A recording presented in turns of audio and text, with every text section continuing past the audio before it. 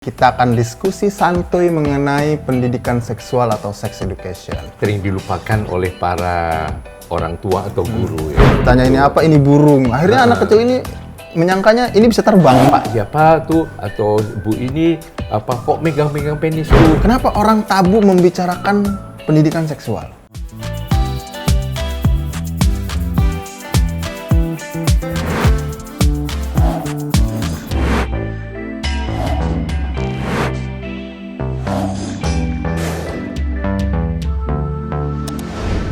Assalamualaikum warahmatullahi wabarakatuh. Senang sekali saya Randy Yani kembali lagi. Kita akan diskusi santuy mengenai pendidikan seksual atau sex education.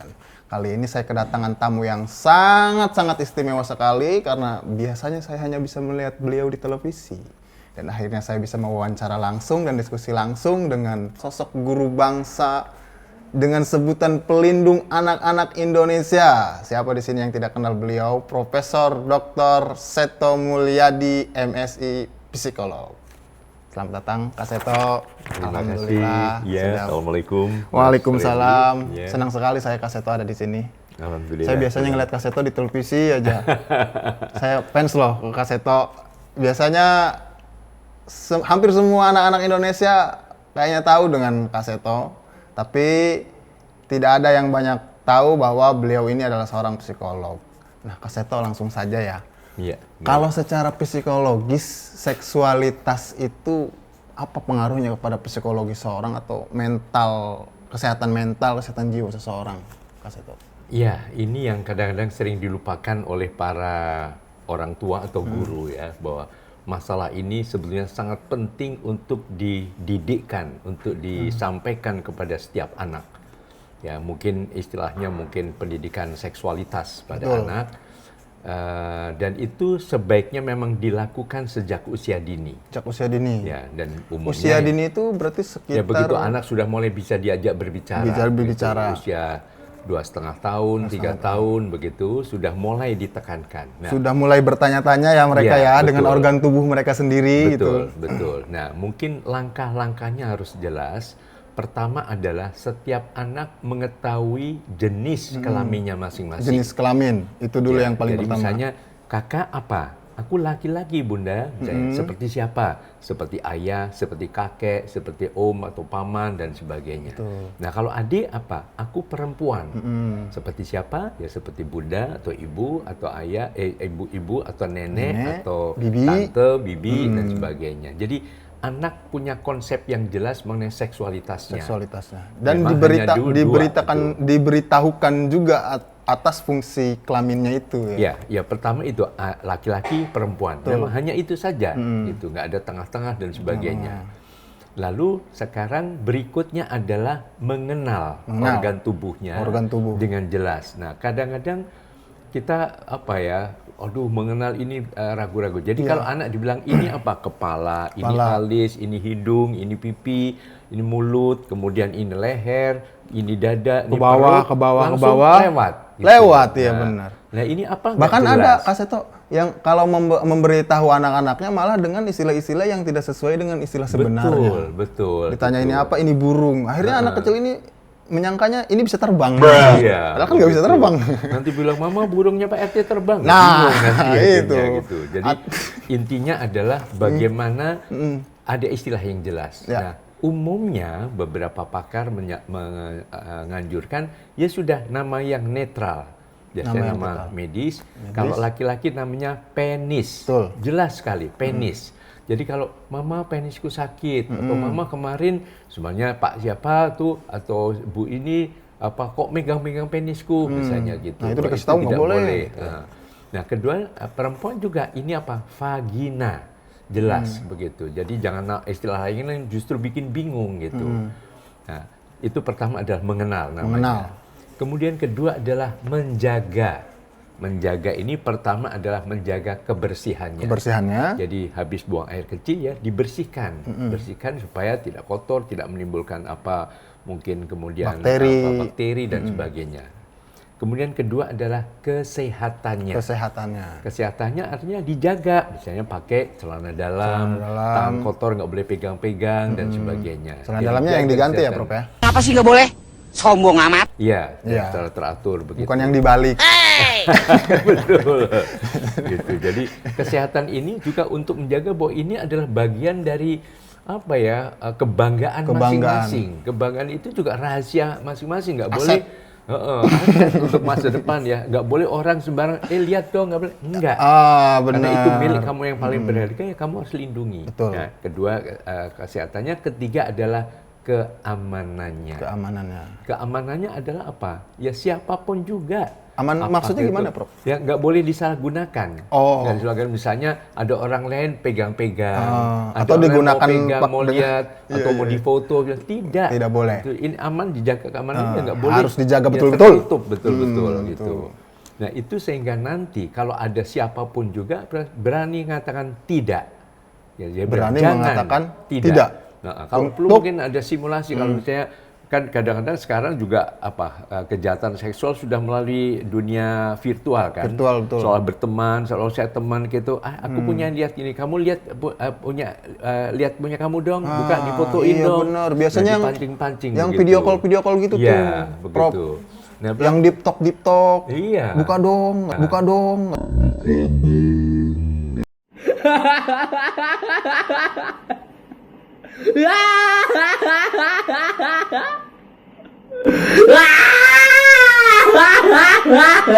Iya, betul. Nah, itu kadang-kadang Itu nggak boleh ya, Prof ya? sama sekali nggak Sama boleh. sekali nggak boleh itu, gitu. apalagi itu menimbulkan jejak digital ya. Iya, dan Bahaya ini sekali. bisa disalahgunakan sebetulnya bukan teman, bukan seusianya, tapi justru para predator yang kemudian, nah aku sudah punya foto kamu, sekarang kita ketemu, kalau nggak mau ketemu ini saya sebarkan. Nah, Akhirnya timbul akhirnya- ancaman. Betul, Itu ancaman. karena proses awalnya tidak menjaga betul-betul. Iya, jadi keamanan harus betul-betul, termasuk nanti setelah besar, kadang-kadang mungkin ya siapapun juga mungkin bisa kakek, bisa paman, bisa tetangga, Betul.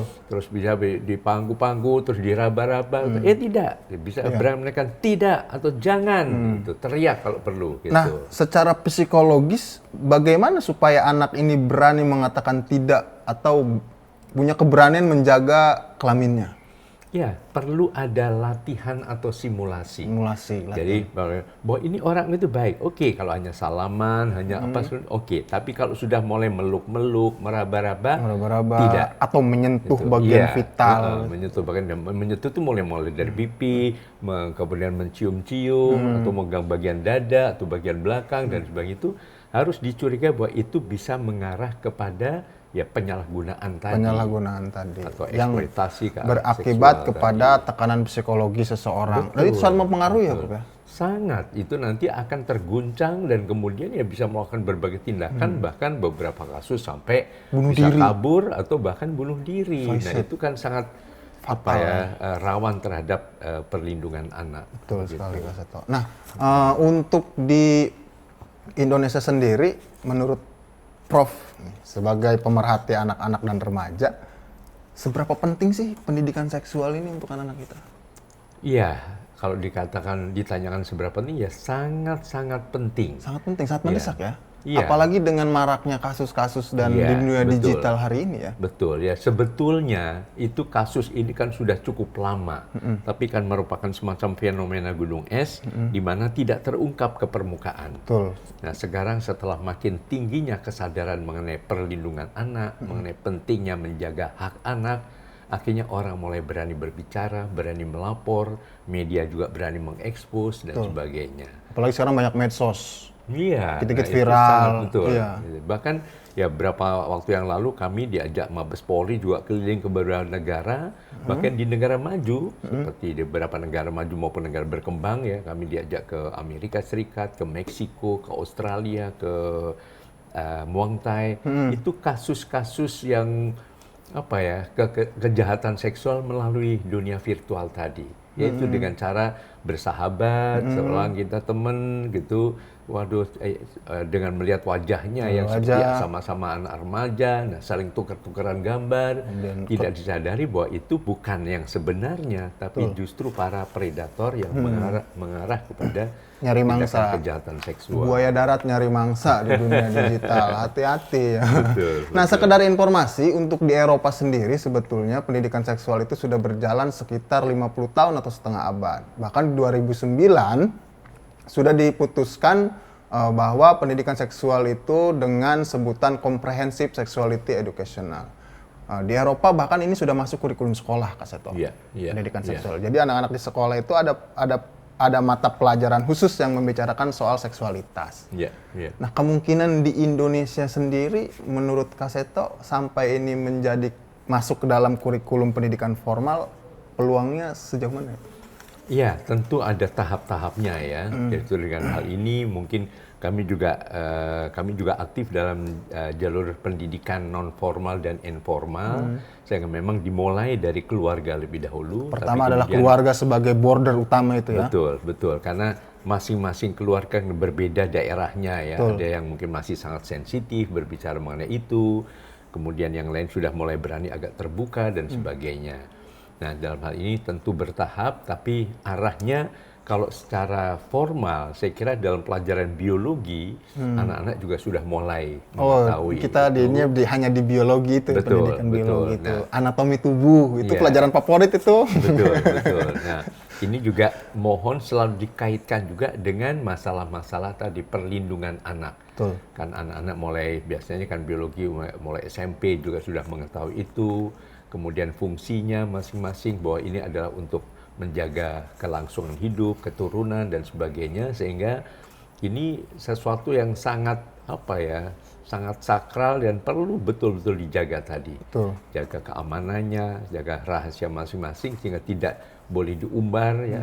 Kemudian beberapa yang kemudian melakukan semacam seks bebas ini ya karena kurang memahami peran dari masing-masing organ tubuh tadi. Berarti perlu ada keterlibatan beberapa stakeholder kementerian itu ya kalau memang ini diarahkan menjadi bagian dari pendidikan nasional kita. Iya, tentu saja semua yang berkaitan dengan masalah-masalah anak ya, itu kan juga selain Kementerian Pendidikan, Pemberdayaan Perempuan dan Perlindungan Anak, mungkin Kementerian Sosial, Kementerian Agama, Komnas HAM juga mungkin terlibat. Iya. Dari unsur KPAI juga ikut berperan serta sebagai lembaga negara begitu. Tapi menarik ini Kak Seto, kalau di Jawa sendiri di abad ke-18 itu ada karya sastra yang namanya Serat Gatoloco. Itu pembahasannya sebenarnya membahas soal seksualitas. Mungkin itu adalah karya sastra yang menggambarkan soal sex education ala kita, ala orang Jawa dengan karya sastranya. Nah, di pesantren sendiri Kak Seto sebenarnya ada kitab namanya Qiraatul Uyun dan Fathul Ijar. Di pesantren yang tradisional itu. Itu membahas soal hubungan intim suami istri, kapan menstruasi, laki-laki kapan mulai masturbasi dan merasakan hasrat seksual dan segala macam. Jadi sebetulnya ternyata di Indonesia sendiri secara literatur kaya literatur juga soal sex education itu. Tapi kok tabu gitu. Kenapa orang tabu membicarakan pendidikan seksual? Ya, itu kan masih ada kaitannya juga masalah budaya, kemudian dianggap itu melanggar unsur sopan santun dan sebagainya. Tapi manakala itu dikemas tetap dengan cara-cara yang mungkin istilahnya santuy tadi, itu tetap ada unsur artnya. Ya. Jadi tidak sesuatu yang terlalu vulgar, yang terlalu terbuka ya, dan sebagainya, mungkin masih bisa diterima. Nah, ini memang masukan-masukan dari berbagai pakar, tokoh ya, baik itu di bidang pendidikan sendiri, di bidang psikologi, di bidang seni, ya, mungkin juga dengan nada-nada indah, dengan lagu, tapi intinya mengingatkan bahwa masalah ini adalah sesuatu yang sangat penting, yang harus dijaga tadi unsur kebersihan, kesehatan dan kesakralannya harus dijaga sehingga tidak diumbar sembarangan, tidak disalahgunakan yang dampaknya akan melahirkan berbagai masalah-masalah di tengah masyarakat, termasuk masalah-masalah para remaja itu sendiri. Gitu. Nah, Prof, ini kita yang paling rentan terhadap kejahatan seksual dan pelecehan seksual itu adalah anak-anak dan remaja. Baru-baru ini kita dihebohkan dengan anak di Tasikmalaya yang kena korban bullying untuk bersetubuh dengan kucing. Nah, di episode sebelumnya kita sudah membahas itu adalah namanya bestiality. Bestiality itu adalah ketertarikan orang untuk bercinta dengan binatang. Nah, di Tasikmalaya ini kasusnya dipaksa ya. Dipaksa, direkam, diposting, kemudian menimbulkan serangan mental. Artinya depresi sampai meninggal, Pak Seto. Betul. Berarti yang rentan terhadap kejahatan seksual itu adalah anak-anak. Nah, bagaimana kita meminimalisir ini? Ya, memang ibaratnya melindungi anak perlu orang sekampung. Gitu. Jadi melindungi anak bukan hanya ini tugas orang tuanya dong, ini tugas guru dong. Nggak bisa sendiri-sendiri. Semua semampu ibaratnya stakeholders atau pemangku kepentingan perlindungan anak perlu bergerak bersama. Nah, makanya salah satu ide dari kami dari LPAI Lembaga Perlindungan Anak Indonesia ini adalah mencoba melibatkan masyarakat dimulai dari tingkat RT, rukun tetangga. Dari tingkat RT juga terlibat. Ya, artinya RT itu kan punya pengurusnya juga kan. Ada ketua RT, ada sekretaris, ada seksi-seksi, bendahara seksi. Ya, umumnya seksi kan ada seksi acara, seksi sosial, seksi kebersihan, seksi keamanan. Nah, tambah satu seksi lagi, seksi perlindungan anak. Jadi khusus menjaga anak-anak di wilayahnya masing-masing. Ya, jadi saling peduli kalau ada pelanggaran. Nah, jadi misalnya kelihatan sudah ada unsur bullying ya, perundungan. Satu anak terus diejek, diledek terus sampai anak itu ketakutan. Jadi itu sudah mulai turun tangan. Sekiranya di sini tidak boleh, harus saling rukun, tidak boleh saling melakukan perundungan terhadap teman-temannya sendiri, kemudian meledek yang berlebihan dan sebagainya. Diingatkan begitu. Jadi semua harus terlibat untuk melindungi anak-anak kita dari kejahatan bullying ataupun kejahatan seksual lainnya. Nah, akhir-akhir ini kan banyak konten kreator yang mengangkat soal isu sex education. Nah, saran dong dari Prof. Seto bahwa bagaimana sih cara mengemas konten sex education supaya sesuai dengan tujuan sex education itu sendiri? Ya, mungkin kita juga harus melihat ini kan harus juga menyangkut sesuatu yang edukatif ya, mengunsur-unsur pendidikan kan. Betul. Nah, kita tahu isi pendidikan ini kan bukan hanya iptek, ilmu pengetahuan dan teknologi saja, tapi ada unsur etika.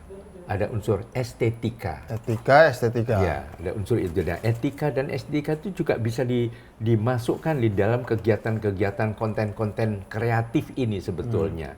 Jadi artinya juga tetap ada unsur sopan santun, diungkapkan dengan unsur art yang indah. Tapi juga ada sisi educational juga. Ya, tetapi juga ada unsur pendidikannya. Begitu. Tapi tetap menghibur. Iya, tetap intinya juga membuat anak-anak gembira, semangat. Karena biar bagaimana anak-anak memang harus selalu terkait dengan dunia yang menyenangkan. Karena bagian dari pendidikan itu, pendidikan yang efektif adalah pendidikan yang menyenangkan. Bukan dari sesuatu yang menakutkan, mengerikan, dan sebagainya. Begitu. Oke, sahabat Murege, ini ada terakhir pesan dari Kak Seto untuk para penonton YouTube Murege dimanapun kalian berada, agar tidak ragu-ragu atau tidak malu-malu untuk mau membicarakan soal pendidikan seksual. Silakan Kak Seto. Sahabat Murege, saya tahu adik-adik sahabat-sahabat adalah individu yang kreatif, yang penuh dengan ide-ide cemerlang, selalu keluarkan ide-ide ini. Karena bangsa ini hanya akan terus bisa berkembang dan maju dengan kekuatan kreativitas selain unsur kecerdasan. Tapi juga ingat ada semacam karakter yang harus dibangun. Yang mungkin kalau dari Kementerian Pendidikan adalah karakter profil pelajar Pancasila. Yang pertama adalah akhlak mulia. Jadi mohon tetap dipegang pada akhlak mulia sesuai dengan ajaran agama masing-masing.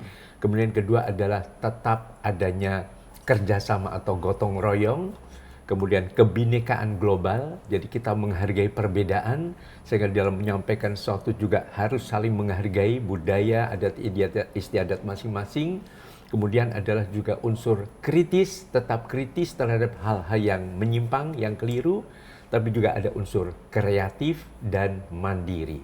Luar Jadi adik-adik biasa. dengan kemandirian akan terus melahirkan ide-ide kreatif yang cemerlang. Terima kasih Kak Seto, luar biasa sekali pesan-pesannya untuk Sobat Morege. Terima kasih sudah menyimak konten ini. Jangan lupa untuk tetap dukung kita dengan cara subscribe, like, komen, dan share juga konten-konten channel YouTube Morege. Nah, pesan terakhir dari saya, sesuai kita rangkum dari diskusi tadi, peduli dan lindungi alat kelaminmu supaya tidak terjerumus dalam kejahatan dan pelecehan seksual. Terima kasih, sahabat Morege. Wassalamualaikum warahmatullahi wabarakatuh. Waalaikumsalam warahmatullahi wabarakatuh.